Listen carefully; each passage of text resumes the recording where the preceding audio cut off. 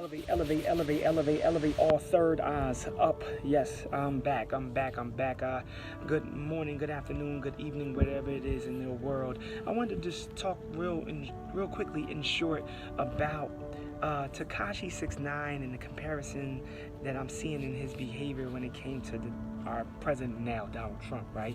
We have a president who literally was a reality TV star who had a show called The Apprentice, in which he fired people every week on a show, and then turned around and used social media in an environment and in a climate that is highly engaged when it comes to building transactional relationships. He became the president based on building his base on social media, being a person that would say anything to get a rise out of people, to gain attention, and then became president, in which he fires people all the time. Are you surprised? Are you not entertained? And so when I look at the trickle-down effect from a position of power into society, he's had multiple effects and impact on people. I've seen people become extremely fearful and desperate.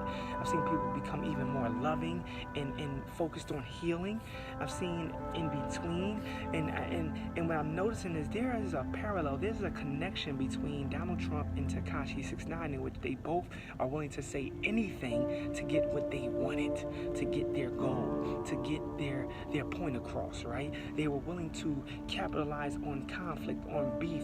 I mean, Tekashi went along as even deep to get gang affiliated, right? We've seen rappers do that in the past. They became gang affiliated to gain street credibility so they can sell more records, which means it wasn't really a real decision, it was a business decision.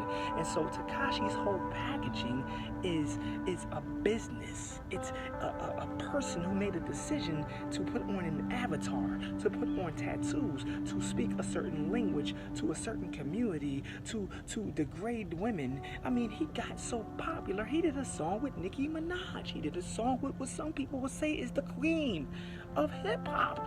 I mean, he's huge. 50 Cent, he did a song with 50 Cent.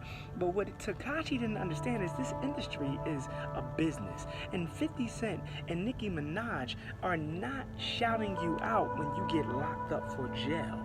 They'll shout you out when you can make them money. They'll shout you out when you are an asset. Right now, you are a liability to them. And if they do shout you out, I would be surprised in some way, but I'm not wishing prison on anybody. I'm not into disposability. I'm in no way into any of that. I know that prison is an industry in itself that's connected to the music industry in its own right, the rap industry its own right, and Tekashi has a lot of influence, like our president has a lot of influence. And Tekashi basically is influential to the point where he can perpetuate a narrative, perpetuate a culture, perpetuate a model, a role model for young people to follow. So I want my young people, these three things I want you to understand, and everybody, what I'm learning and what we seem to forget is word is bond.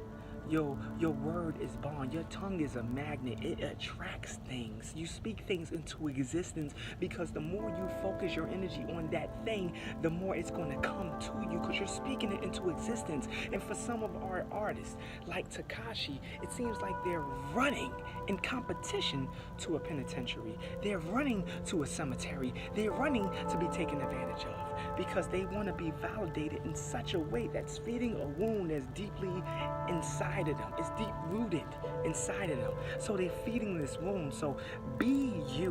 Love you.